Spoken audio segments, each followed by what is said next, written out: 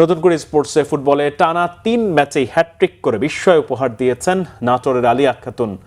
তার এখন স্বপ্ন দেশের জার্সিতে বিশ্ব জয় করার। নাটোরের লালপুরের আলিয়া এখন ফুটবলের বিস্ময় বালিকা। জীর্ণ কুটির থেকে উঠে আসা এক কিশোরীর স্বপ্ন এখন আকাশ ছোঁয়ার। দারিদ্র যার নিত্যসঙ্গী, ফুটবল মাঠই সেখানে তার আশার বাতিঘর।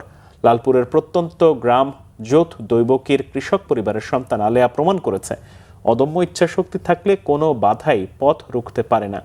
নতুন করে প্রতিভা অন্বেষণ কর্মসূচিতে বল পায় জাদুকরী নৈপুণ্য দেখিয়ে লালপুর উপজেলাকে চ্যাম্পিয়ন করিয়েছে এই কিশোরী। মাঠে নামলেই যেন আলেয়ার পায়ে গোল বন্যা। টুর্নামেন্টের 3টি ম্যাচেই হ্যাটট্রিক করে এক বিরল কীর্তি গড়েছে সে। নাটোর পৌরসভার বিপক্ষে তার হ্যাটট্রিকে লালপুরে জয় পায় ৩-০ গোলে। সিংড়া উপজেলার বিপক্ষেও 3টি গোল করে দলকে ৬-০ ব্যবধানে জয় এনে দেয় আলেয়া।